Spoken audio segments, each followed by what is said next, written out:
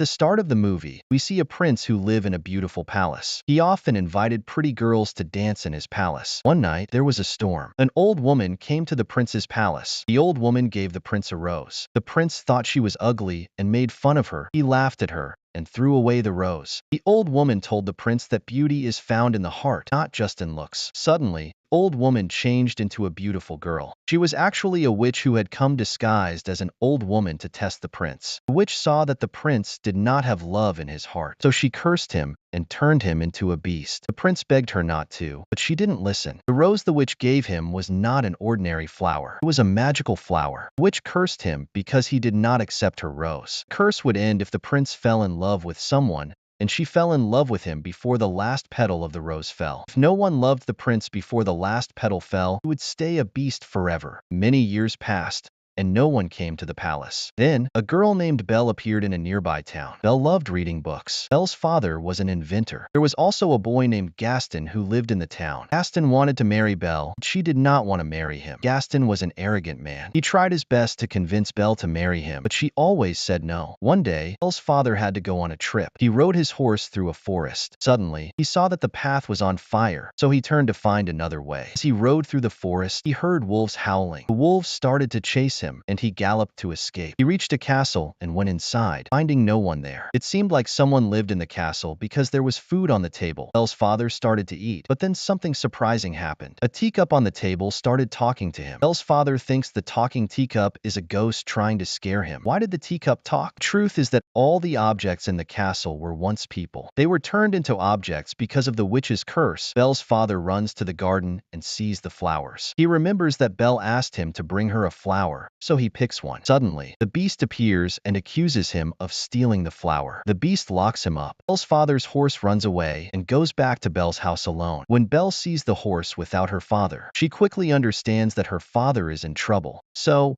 Belle rides the horse to go find her father. The horse takes Belle to the castle where her father is imprisoned. Inside the castle, Belle finds no one and calls out many times, but gets no reply. Belle finally finds her father, who tells her, "The whole castle is alive. Run away before he sees you. I picked a flower for you, and he imprisoned me here." Before Belle can leave, the beast arrives. Belle is scared when she sees him, but Belle hides her fear and says, "I want to meet my father." The beast doesn't want her to meet her father. Belle tells the beast, "You are so cruel. You are punishing him for a small mistake. He just picked a flower, and I told him to do it, so I will meet my father no matter what." The beast tells her that once the door is locked again, it will never open. Then, he unlocks the door. Belle goes inside to meet her father, and then pushes him outside. She locks the door behind him, so the beast cannot imprison her father again. The beast frees her father and lets him go. Now, Belle is imprisoned in the castle. A talking clock and a talking candlestick come to Belle. They were once people, can still walk, talk, and hear like humans. They unlock the door and say, "We will give you a separate room to live in." They give Belle a room to stay in. The beast gets angry when he finds out that the clock and candlestick helped Belle. He scolds them. They say, "She might be the girl who will break the curse. You should inspire her and love her." They suggest the beast invite Belle to dinner. The beast gets even angrier and says, "Are you crazy? Invite a thief's daughter to dine with me? Never." But he agrees when all the objects insist because he is the reason for their curse. The beast goes to Belle and says, "You will dine with me, but don't consider it a request." Belle responds, "Are you mad? First, you imprisoned my father, then me, and now you want to dine with me?" The beast hits the door and says, "You will dine with me at any cost." Belle says, "I would rather die than dine with you." The beast replies, "All right, I will let you die from hunger. No one will serve you food now." Belle doesn't open the door. Seeing her strong attitude, cursed household objects,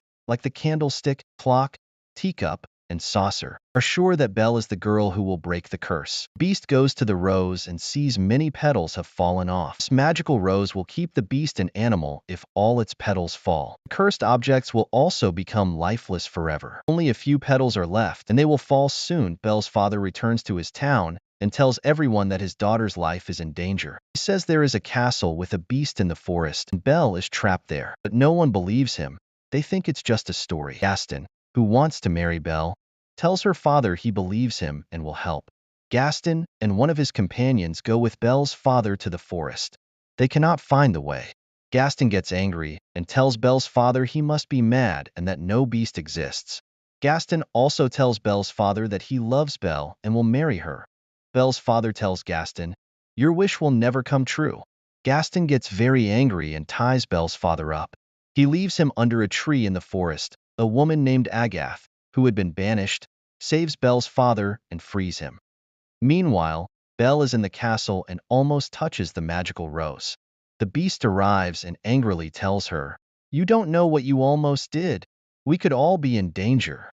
He tells her to leave, and Belle leaves, crying. As Belle rides through the forest, wolves surround her. The beast arrives just in time and fights the wolves. He gets injured in the fight. Belle sees the beast has fallen and is badly hurt.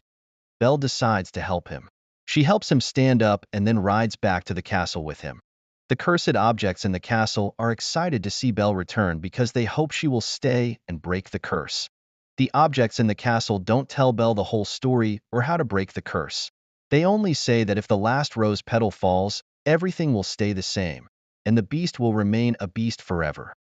Belle treats the beast's wound. She recites a verse because she loves poetry and books. The beast finishes the verse, which surprises Belle. She asks if he likes poetry, and he says he knows a lot about it because he has read many books, even though he doesn't read romantic poetry. Belle tells the beast that she loves romantic poetry and stories. He takes her to his library, which is grand and has many books. Belle is thrilled because she hasn't had many books to read before. The beast tells Belle she can stay with him if she wants, and this makes her very happy. Over time, Belle and the beast spend more time together, become friends, and grow close. They dine together, and the beast even sings a song for Belle. He shows her a spell book that a witch gave him, which allows them to travel to any time, past or future. Belle uses the spell to visit the last time she saw her mother. She learns her mother was sick and had asked Belle's father to leave with Belle to keep her safe from getting sick. Belle is very sad to learn this. When they return to the present, the candlestick tells the beast to tell Belle he loves her. The beast says she will never love him, but the candlestick tries hard to convince him. The household objects convince the beast to express his feelings to Belle. They also help Belle get ready for it. Belle loves to dance,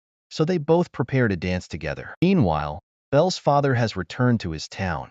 He tells everyone that Gaston left him tied up in the forest for the wolves to eat. Agath, who helped Belle's father, is with him. Gaston denies this and says Belle's father is lying and has gone mad. He claims Agath's testimony doesn't count because she was banished. Gaston's partner also lies and supports Gaston's story. The townspeople believe Gaston and think Belle's father is crazy. They capture him.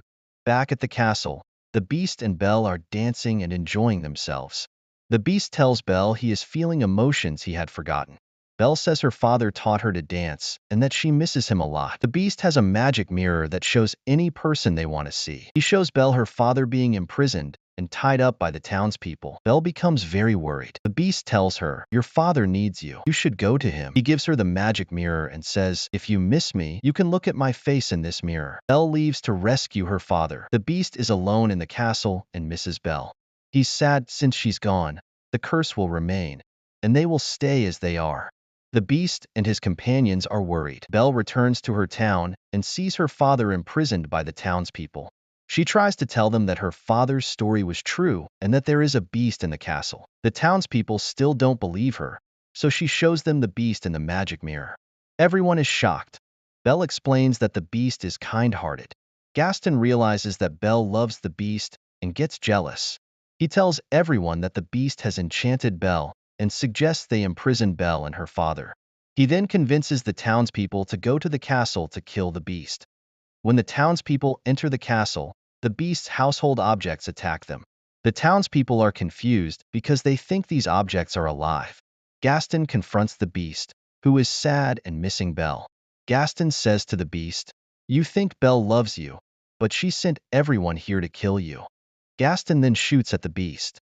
The beast nearly falls but grabs onto a balcony.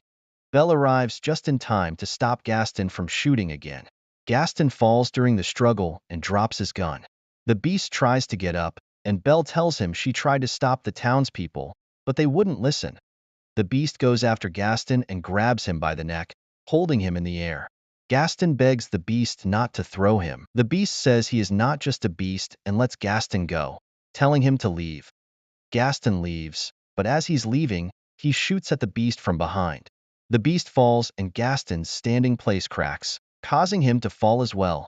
Gaston falls from a high place and dies. The beast is badly hurt and is dying. Belle tells him she will never leave him, but the Beast says his time is up. Belle insists that everything will be okay. As the last rose petal falls, the Beast becomes silent. The household objects turn back into their original forms. Belle is very sad and cries as she sees the Beast dying. She tells him, "I love you." Agathe, who is actually the witch in disguise, arrives. She knows that both Belle and the Beast love each other, so the curse is broken. The Beast transforms back into a handsome prince. Belle is thrilled to see this, and they embrace. All the cursed objects turn back into humans. Belle and the prince dance together in the castle, and the movie ends on a happy note. If you enjoyed the movie, please subscribe for more videos. Thanks for watching.